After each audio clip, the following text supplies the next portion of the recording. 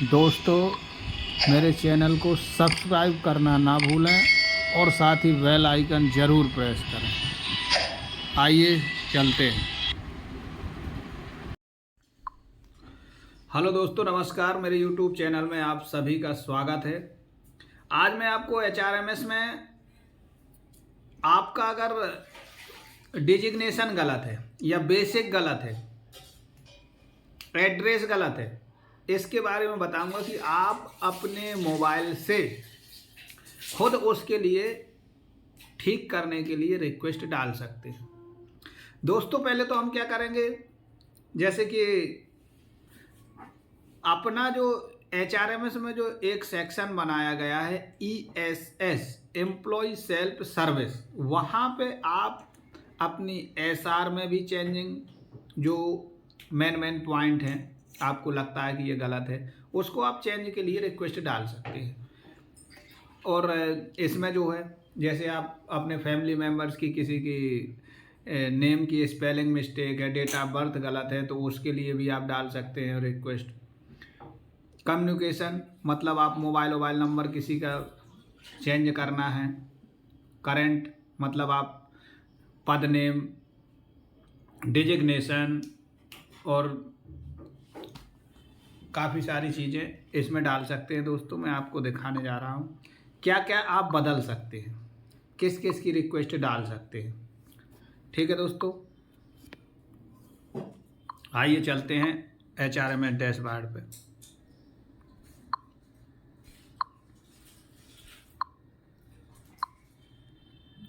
HRMS dashboard पे चलते हैं। ये हमारे HRMS आईडी हमने लॉगिन कर ली। ESS में चलते हैं। ESS में हमने टिक किया।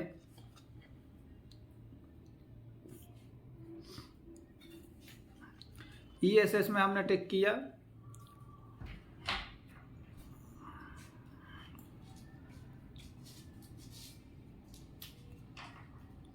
और व्यू एडिट माई डिटेल में टिक करेंगे। ये आपका आ गया basic information, family communication info, personal qualification, current bank detail. तो इसमें जो भी आपको जिस सेक्शन में चेंजिंग करना है, एक एक करके आप खोल करके देख लीजिए। जिसमें आपको लगता है कि आपकी इन्फॉर्मेशन गलत है, उसको आप खुद से ही चेंज करने की रिक्वेस्ट डाल सकते हैं। जो रिक्वेस्ट आपके डीलिंग क्लर्क के पास जाएगी, डीलिंग क्लर्क उसको देखेगा, उससे सपोर्टेड डॉक्यूमेंट आपको अपलोड करना पड़ेगा, उसको देखेगा, उससे रिलेटेड रहेगा, और वो जो आपने रिक्वेस्ट डाली है वो अगर सही है तो वो उसको आगे चीफ OS के पास भेज देगा, और चीफ OS उसको APO के पास भेज देगा, और APO एक्सेप्ट कर देगा, तो आपके पास वो डिटेल चेंज हो जाएगी। जैसे कि अभी मैं बताने जा रहा है आपको कि आप अपना डिजिग्नेशन कैसे चेंज करेंगे। डिजिग्नेशन हो गया, बेसिक हो गया, कुछ भी चेंज करना है, मोड ऑफ अपॉइंटमेंट, ठीक है। तो इसको आप, मैंने ये सेक्शन खोल लिया है करंट का। तो इसमें आप देखेंगे जिस चीज़ में आपको चेंज करना है, यहाँ पे कुछ लिख देंगे, चेंज कुछ भी लिख दें, चेंज डिटेल, इस तरीके से चेंज डिटेल। अब ये जहाँ भी आप चेंज करना चाहते हैं, ये छोटे बॉक्स हैं, जैसे ये मोड ऑफ अपॉइंटमेंट में अगर अपन को बदलना है तो ये इसको बॉक्स को चेकआउट करेंगे और वो सीधा बदल देंगे। इधर सीधा जाएंगे, रेलवे ग्रुप C हो गया, ये सब पूरा सेलेक्ट करेंगे। और अब मेन है ये, अगर आपका बेसिक बदलना है, इधर लेवल किस में है, लेवल 4 में है, लेवल 4 अपन ने सेलेक्ट किया, मैकेनिकल में है, डीजल में है, डिजिग्नेशन टेक्नीशियन ग्रेड 2 है। इसके बाद जो है बेसिक पे, जैसे ये है बेसिक पे आपका, इसमें टिक करेंगे, ये 25,500 है, जैसे मेरा 26,300 हो गया है। इस तरीके से जिस चीज़ में आपको चेंजिंग करना है उसको आप टिक करेंगे, उसका बॉक्स चेकआउट करेंगे और आप सीधा डिटेल, करेक्ट डिटेल भरते जाएंगे।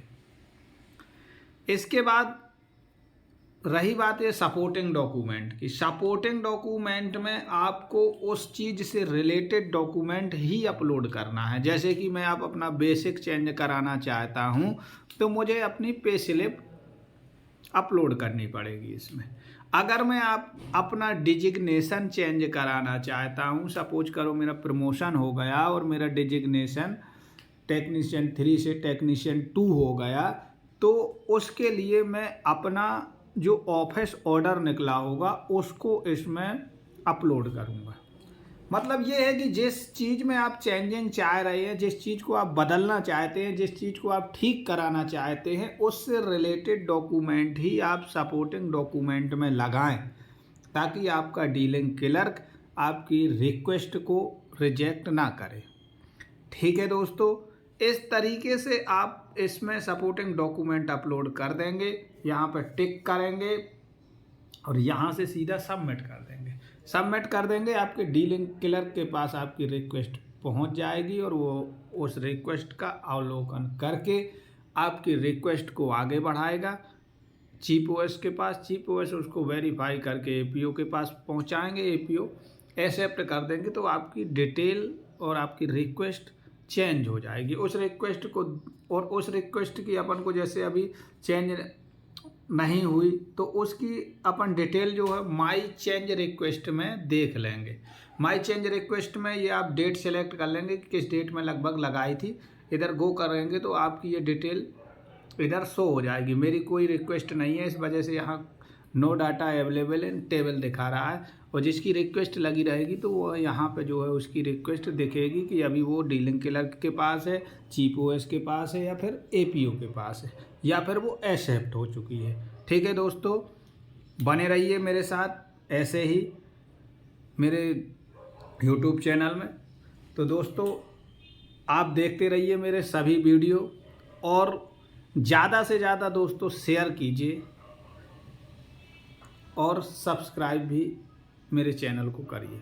धन्यवाद दोस्तों, फिर मिलता हूँ।